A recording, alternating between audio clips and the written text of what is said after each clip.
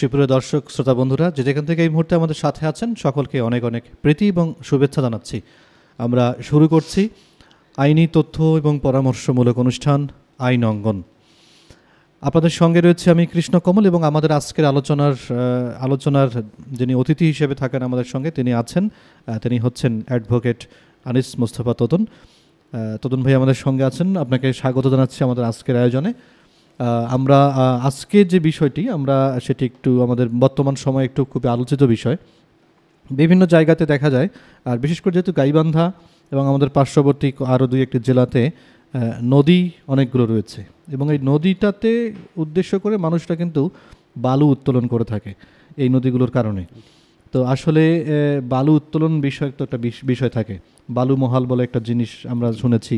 তো আমরা এই জন্য আলোচনার যে বিষয়টি আমরা আজকে আলোচনার বিষয়টি রেখেছি বালু মহাল এবং মাটি ব্যবস্থাপনা আইন যে 2010 আছে সেটি নিয়ে আমরা আলোচনা করব।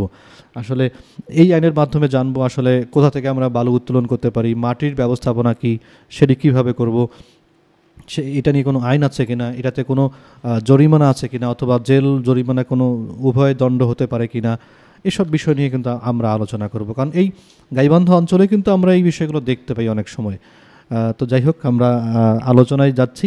শুরুতেই অতিথি মহোদয় আপনাকে স্বাগত জানাচ্ছি এবং আমরা যেটি জানতে চাই যে প্রতিনিয়ত যে আমাদের নদী যে আছে, নদীগুলো বিশেষ করে গাইবান্ধাতে তো অনেকগুলো নদী আছে, এই নদীগুলো থেকে সেই সঙ্গে আমাদের গাইবান্ধা না অন্যান্য এলাকা থেকেই যেখানে নদী আছে সেখান থেকেই প্রতিনিয়ত অনেক মানুষ বালু তুলছে আর কি, বিভিন্নভাবে বালু উত্তোলন করা হচ্ছে। তো এই যে বালুগুলো তোলা হচ্ছে পুকুর বা নদী থেকে, তো এগুলো আসলে বৈধ কিনা? ধন্যবাদ কৃষ্ণকমল। আসলে একটা যুগোপযোগী এবং খুব সময় উপযোগী একটা আইন নিয়ে আলোচনার বিষয় আপনি বলছেন। জি, বিষয়টি এরকম যে অতি সম্প্রতি আমাদের একটি গাইবান্ধা জেলায় একটি শুভ সংবাদ যে একটি বড় সেতু উদ্বোধন হয়েছে। জি, সেটি হচ্ছে আমাদের মাওলানা ভাসানী সেতু, হরিপুরে অবস্থিত। জি, সেটি সুন্দরগঞ্জ উপজেলায় অবস্থিত। তো উদ্বোধন হওয়ার পরপরই আমি শুনছিলাম যে তার নিচে বোধহয় বালি সরাই নিয়ে যাচ্ছে, এই কারণে পিলারের ক্ষতির সম্ভাবনা হচ্ছে। তো বিষয়টা আসলে সবার দৃষ্টি আকর্ষণ করছে। আমাদের একজন অবসরপ্রাপ্ত শিক্ষক মাজুল রহমান স্যার এটা নিয়ে ডিসি মহোদয়ের কাছে একটু ফোন করে জানিয়েছিলেন এবং ডিসি মহোদয় এটা দ্রুত অ্যাকশন নিয়েছেন। আপনি যেটা বললেন বালু মহাল ও মাটি ব্যবস্থাপনা আইন 2010, এটি একটা 2010 সালেই করা হয়েছে। আচ্ছা, এটি করার প্রয়োজনীয়তা দেখা দিচ্ছে এরকম যে সেটি বৈধ আকারে করা হয়েছে, যে বিভিন্ন জায়গায় বালু উত্তোলনের খুব প্রয়োজন হয়ে যায়। যেমন নদী ভরাট হয়ে এক জায়গা থেকে আরেক জায়গায় যখন যায়, এক পাশ থেকে আরেক পাশে যায়, তখন কিন্তু বালির একটা চর হয়ে থাকে। এই যে চর হয়ে থাকে, এইখান থেকে বালু সরায় ফেলে ড্রেজিং করা হয়, করার প্রয়োজনীয়তা হয়। এই কারণে বা অন্য আরও অনেক কারণেই সরকারিভাবে এই বালু মহাল মাটি কাটার বিষয়টা ইজারা দেওয়া হয়। এই ইজারার বিষয়টা কিন্তু খুব গুরুত্বপূর্ণ। আপনি যেটা বলছিলেন যে এই ব্যবস্থাপনাটার কি বিষয়, তাই না? জি জি, মাটি ভরাটের যে ব্যবস্থাপনাটা, মাটি কাটার, এটা হচ্ছে ইজারা নেওয়ার পর একজন ইজারাদার কিছু শর্ত সাপেক্ষে জেলা প্রশাসক দপ্তর থেকে এই মাটি কাটার ইজারা নেওয়া হয়। এটি প্রতি বৎসর 1 বৈশাখ থেকে 1 বৎসরের জন্য এই ইজারাটা বহাল থাকে। আচ্ছা আচ্ছা, এই ইজারা বহাল থাকার মধ্যে তিনি যে বালু মহালের মাটি উত্তোলন বা বালি উত্তোলন করার জন্য ইজারা গ্রহণ করবেন, তাকে কিছু শর্ত মেনে চলতে হয়। যেমন তিনি সেই বালুমহাল থেকে এমনভাবে বালু উত্তোলন করতে পারবেন না যাতে পার্শ্ববর্তী বা তাকে যে পরিমাণ স্কোয়ার ফিট বা যে পরিমাণ এরিয়ার মধ্যে এই ইজারা দেয়া হয়েছে সেই ইজারার বাহিরে কোনো বালুমহালকে ক্ষতি করে বা অন্য কোনো স্থানকে আঘাত করে বা স্থান ক্ষতিগ্রস্ত হয়। এক। দ্বিতীয়ত, তিনি যখন বালু উত্তোলন করবেন তাকে নির্ধারিত কিছু পদ্ধতি অবলম্বন করেই বালু উত্তোলন করতে হবে। যেমন তিনি ড্রেজার মেশিন দিয়ে বালু উত্তোলন করতে পারবেন না। আচ্ছা আচ্ছা। এই ড্রেজার মেশিনের একটা ক্ষতিকারক প্রভাব হচ্ছে এটি যেখান থেকে বালু উত্তোলন করবেন তার দূর থেকে বালুটাকে টেনে নিয়ে এসে বাইরে ফেলায়। আচ্ছা, যেখানে মেশিনটা বসায় সেখান থেকে নয়, বাইরে থেকে মেশিনটা নিয়ে আসে, অনেক দূর থেকে বালি পর্যন্ত বালি নিয়ে আসে, অনেক দূর থেকে বালি আকর্ষণ করে নিয়ে আসে, টেনে নিয়ে আসে। তার মানে মোটামুটি একটা যে জায়গায় আমরা মেশিনটি ড্রেজারটি বসাচ্ছি সেখান থেকে আরো অনেক দূর থেকে নিয়ে আসে। জি জি। আচ্ছা, এই কারণে সরকার নির্ধারণ করে দেয় কি পদ্ধতিতে বালুটা উত্তোলন করা হবে। জি, আমি বলছিলাম যে এই একজন ইজারাদার কিভাবে ইজারার ভিত্তিতে বালু উত্তোলন করে, 2 নম্বর গেল। 3 নম্বর বিষয় হচ্ছে একজন ইজারা গ্রহণকারী কখনোই কোনোভাবে পরিবেশের ভারসাম্য রক্ষা করা অথবা রক্ষা করা থেকে পরিবেশ নষ্ট করে জি বা পরিবেশের জন্য ক্ষতিকর বা পার্শ্ববর্তী বন এর গাছপালার জন্য হুমকি হয় এরকম কোনোভাবে তিনি বালু উত্তোলন বা মাটি কাটতে পারবেন না। আচ্ছা আচ্ছা। 4, তিনি এমনভাবে বালু উত্তোলন করতে পারবেন না যাতে বালুমহাল যেখান থেকে ইজারা নেওয়া হয়েছে তার পার্শ্ববর্তী অবস্থিত কোনো হাসপাতাল, স্কুল, কলেজ, রেল লাইন, কোনো নৌপথ বা রাস্তা, তারপর কোনো সরকারি স্থাপনা, এগুলোর জন্য ওই বালু উত্তোলনের ফলে এই ভবনগুলো বা সরকারি অবস্থানগুলো যেন কোনো হুমকি বা থ্রেটের না পড়ে, এটি তিনি করতে পারবেন না। আচ্ছা, এগুলো 4। 5 নম্বর হচ্ছে আপনি জানেন যে বাংলাদেশ গেজেট নামে একটা প্রজ্ঞাপন জারি হয়, এটা সময় সাপেক্ষ প্রয়োজনে সরকার থেকে এটি জারি করে। জি, গণপ্রজাতন্ত্রী বাংলাদেশ সরকার থেকে গেজেটের মাধ্যমে কিছু কিছু সময় কিছু আইন, কিছু প্রজ্ঞাপন জারি করা হয়, এগুলোকে আইনের পর্যায়ে নিয়ে আসা হয়। আচ্ছা, আদেশ বলা যেতে পারে। এইভাবে মধুপুর যে বনাঞ্চল আছে, এই বনাঞ্চলের জন্য কিন্তু একটা স্পেশাল গেজেট করা হয়েছে। সিলেটে যে চা বাগান করা হয়েছে, চা বাগান আছে, বড় বড় চা বাগান আছে, এই চা বাগানগুলো রক্ষার জন্য এখানে স্পেশালভাবে একটা গেজেট নোটিফিকেশনের মাধ্যমে কিছু আইন করা হয়েছে যাতে এখান থেকে কেউ বালি উত্তোলন করতে না পারে বা মাটি কেটে নিতে না পারে বা পাহাড় কেটে নিতে না পারে। জি জি জি। আচ্ছা, এরপর কক্সবাজার, চিটাগং, চকরিয়া বিভিন্ন অঞ্চলে কিছু স্পেশালভাবে কিছু গেজেট নোটিফিকেশনে নির্দেশনা দেওয়া হয়েছে সেখান থেকে কিভাবে বালু উত্তোলন করা যাবে বা কিভাবে করা যাবে না বা কতটুকু করা যাবে। জি, তাহলে এগুলো আলাদা করে গেজেট করা আছে। এগুলো সময়ের তাগিদে এই আইনটি, আপনি বলছেন যে 2010 সালের আইন, আইনটি 11 সালে 12 সালে কিছু কিছু সংশোধন করা হয়েছে। অতি সম্প্রতি 23 সালে কিছু সংশোধন করা হয়েছে, 24 সালেও এসেও এই আইনটি কিছু সংশোধন করা হয়েছে। আমি আলোচনার পরিপ্রেক্ষিতে এসে যাবে সেই বিষয়গুলো। আইনটি খুব ছোট, কিন্তু এর নির্দেশনা বা শর্তগুলো আসলে খুবই অনেক বেশি। এগুলো মেনে চললে আমাদের যে পরিবেশের জন্য বা আমাদের জন্য যে স্থাপনাগুলো নষ্ট হয় না, এই জন্য এগুলো খুবই দরকার। জি, তাহলে আমরা এটা বুঝলাম যে আসলে যেগুলো করা হচ্ছে আইনের মানে কিছু ক্ষেত্রে বৈধতা আছে। হ্যাঁ, এটা আসলে এমনও হইতে পারে যে যেখান থেকে বালু উত্তোলন করা হয়েছে সেখানে নদীর তলদেশ থেকে বালু উত্তোলন করা হচ্ছে। জি, হ্যাঁ, সেটাও হতে পারে। আচ্ছা, আসলে একটা বিষয় এর মধ্যে আমি বলে রাখি, বিষয়টা এই যে আপনি যে আইনটা নিয়ে আলোচনার জন্য আজকে আমাকে বলছেন, সে আইনটা আসলে প্রকৃতই বৈধ, কিন্তু আমরা যারা ব্যবহার করি তারা এটা আসলে অবৈধ কাজের জন্য ব্যবহার করি।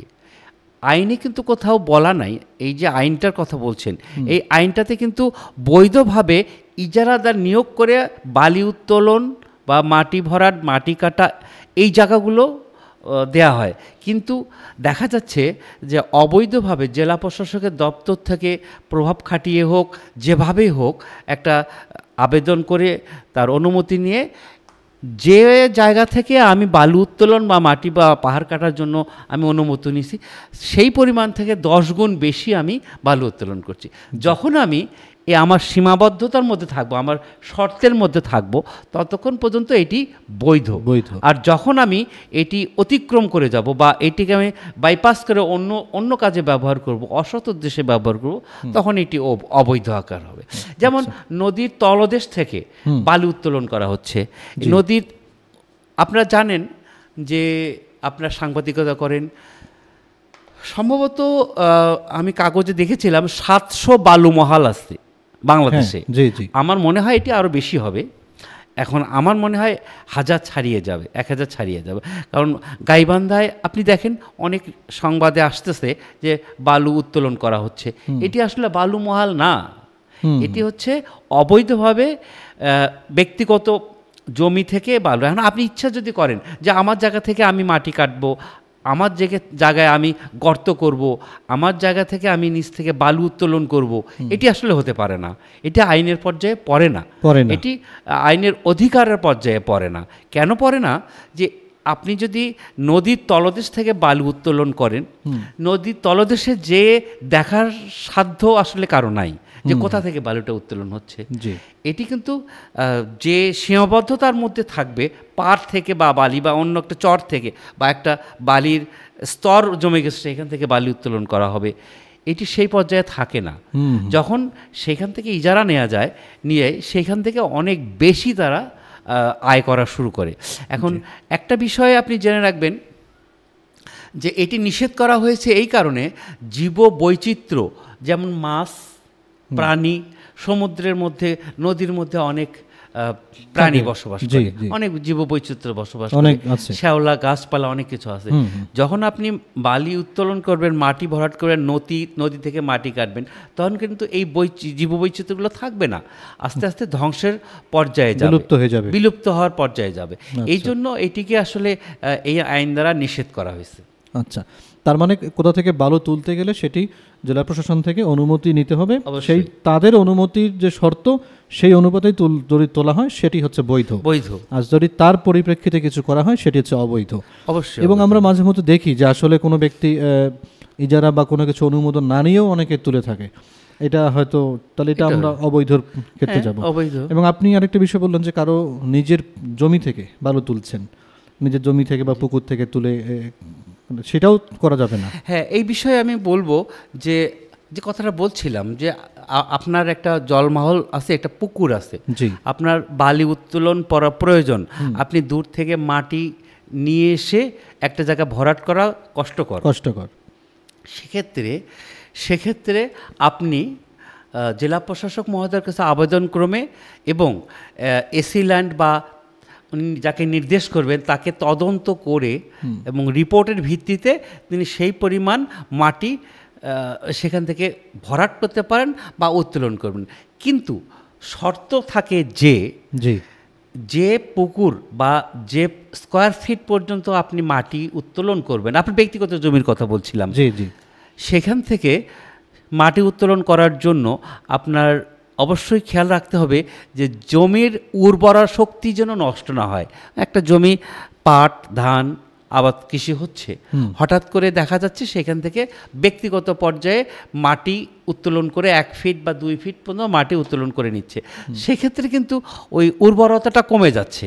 এটা করা যাবে না, এটাকে নিষেধ করা আছে। দ্বিতীয়ত হচ্ছে এমনভাবে মাটি কাটতে পারবেন না যে বালু উত্তোলন বা মাটি কাটতে পারবেন না যাতে জমির পার্শ্ববর্তী বাঁধ বা অপরের কোনো জমিতে কোনো ক্ষতিগ্রস্ত হয়, বা পার্শ্ববর্তী কোনো বন জঙ্গল গাছপালা এর কোনো ক্ষতি হয়, এটি আসলে করতে পারবেন না। আর তৃতীয়ত, কোনো ব্যক্তি মালিকানাধীন জমি থেকে কোনো ড্রেজার বা কোনো অনুমতি ব্যতীত কোনো বড় কোনো মেশিন, হেভি ওয়েট মেশিন দ্বারা কোনো মাটি বা বালি উত্তোলন করতে পারবেন না।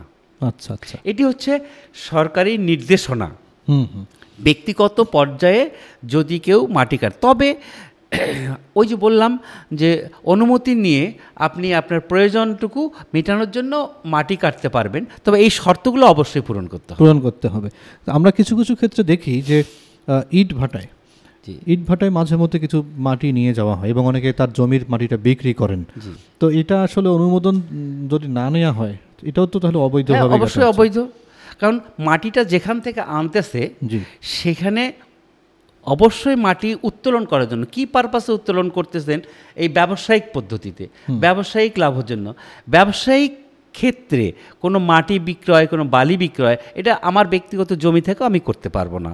এক্ষেত্রে ওই বললাম জেলা প্রশাসক মহোদয়ের অনুমতি লাগবে, অনুমতি নিয়ে আপনাকে এই মাটিটা উত্তোলন করতে হবে। তবে ইট ভাটা নিয়ন্ত্রণ আইন বলে একটা নতুন আইন আছে, পৃথক আইন আছে, এই আইনের আওতায়ও কিন্তু এটা করতে পারবে না।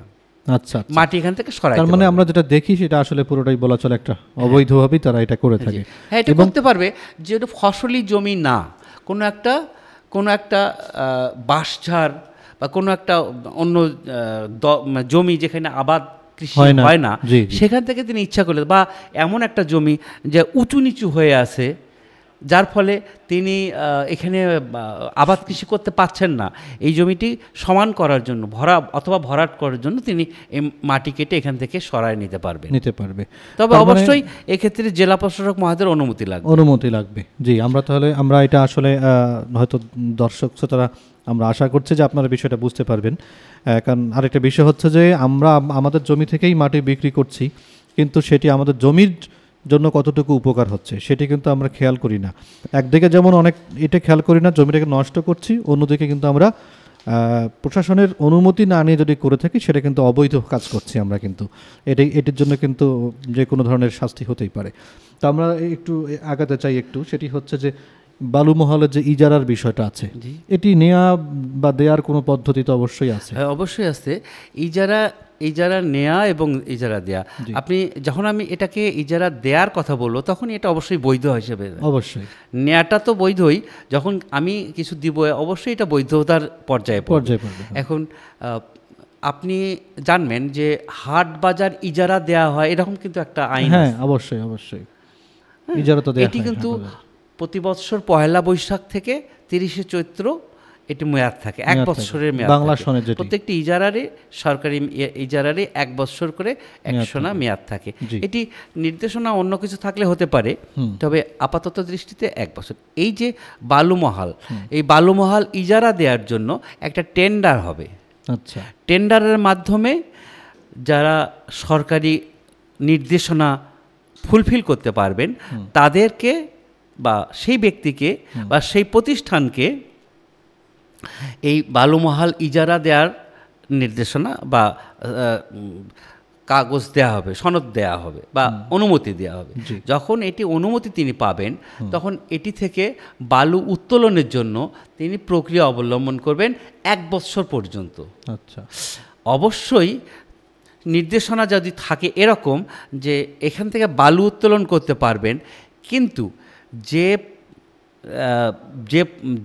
স্থান থেকে বালু উত্তোলন বা মাটি কাটবেন সেখান থেকে 1 কিলোমিটারের মধ্যে যদি কোনো সরকারি স্থাপনা থাকে, কোনো পাকা রাস্তা থাকে, কোনো হাসপাতাল থাকে, কোনো স্কুল থাকে, এটি চর এলাকা বাদ, যে এলাকা চরগুলো ভাঙচুর হয়, নদী ভাঙা হয়, এগুলোর মধ্যে পড়বে না।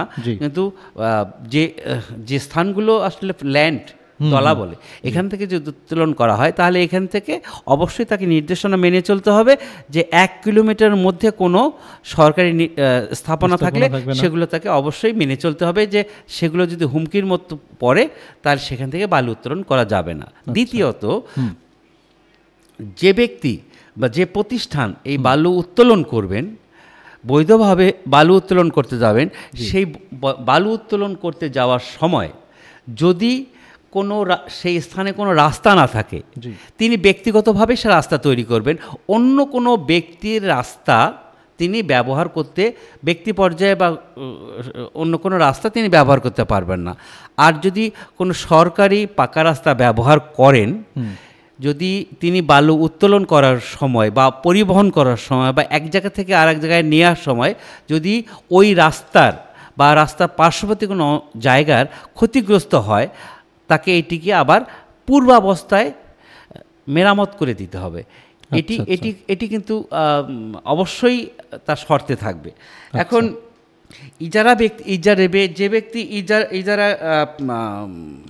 নেবেন, সেই ইজারার বিষয়টা, সে যে জায়গাটা তিনি মাটি উত্তোলন করবেন, পরবর্তীতে পার্শ্ববর্তী জায়গার যদি ক্ষয়ক্ষতি হয়, যেমন যদি রাস্তা ভেঙে যায় বা কোনো